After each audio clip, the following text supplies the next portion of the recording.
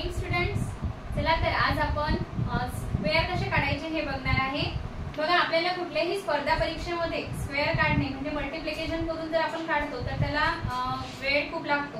तर आपल्याला कमी वेळामध्ये कसं फाइंड आउट करायचं ते आज बघायचंय. ओके, तर कुठलाही नंबर घ्यायचा. तुम्हाला माहिती असेल की युनिट प्लेसला 5 असताना आपण स्क्वेअर कसे इझिली काढू शकतो, तर ते सुद्धा एकदा आपण बघून घेऊया. सपोज आपल्याला 25 चा स्क्वेअर काढायचा आहे. तर 25 चा स्क्वेअर काढताना काय करतात, आपण मल्टिप्लिकेशन करतो. पूर्ण मल्टिप्लिकेशन केल्यावर ते ऍडिशन आणि नंतर स्क्वेअर काढतो, म्हणजे की आपण ऍड करून स्क्वेअर सांगू शकतो 100% करेक्ट. ओके, तर आपण इथंच मल्टिप्लिकेशन न करता कशा प्रकारे करू शकतो. बघा, युनिट प्लेसचा काय करून टाकायचा स्क्वेअर. 5 चा स्क्वेअर 25 आणि जी 10 प्लेस आहे त्या 10 प्लेसच्या समोरील डिजिट कोणता असतो. आता 2 आहे तर 2 च्या नंतरचा कोणता 3, तर त्यांचं दोघांचं multiplication 2 × 3 6. So 625 is the square of 25.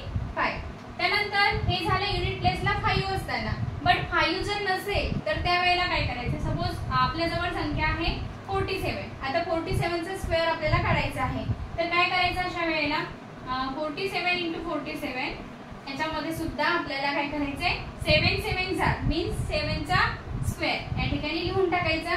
त्यानंतर क्रॉस मल्टिप्लिकेशन असं करायचं. 7 × 4 28, 4 × 7 28, 28 + 28 56, त्यांचे ऍडिशन 56.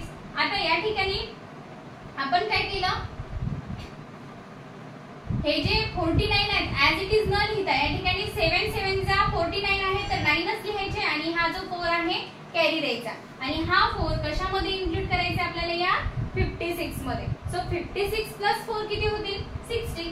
तर 60 मध्ये ला 0 आपण खाली ठेवला आणि कॅरी दिला 6.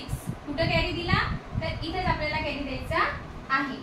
आता 4 4 चा 16, 16 आणि 6 किती होतील तर 22. म्हणजेच 2209 दिस इज द स्क्वेअर ऑफ 47. अशा कुठल्याही डिजिटचा आपल्याला करता येईल. आणखी नेक्स्ट एक डिजिट घेऊ आपण, ती म्हणजे 66. ओके, 66 कुठली घ्यायची आहे. ओके, 66 घेऊ आपण. एक करू एक्झाम्पल. दिसत नाहीये का. ओके, वरपर्यंत दिसते. ठीक आहे, 66 चा स्क्वेअर आपल्याला करायचंय. अशा वेळेला सुद्धा आपण हीच ट्रिक यूज करू शकतो. 66 × 66, 6 6 36. ओके, तर 6 आपल्याला लिहायचा आणि जो 3 आहे तो कुठे द्यायचा कॅरी द्यायचा नेक्स्ट डिजिटला. मग सेम त्याचप्रमाणे आपण काय केलं तर क्रॉस मल्टिप्लिकेशन. क्रॉस 6 6 = 36, परत 6 6 = 36, 36 + 36 72, 72 + 3 75. 75 मध्ये 5 ठेवला आणि कॅरी परत आपण काय दिला राहिलेला 7 दिला. मग 6 6 = 36, 36 + 7 किती होतील तर 43. So 4356 is the square of 66. अशा प्रकारे आपण फाइंड आउट करू शकतो स्क्वेअर. थँक्यू.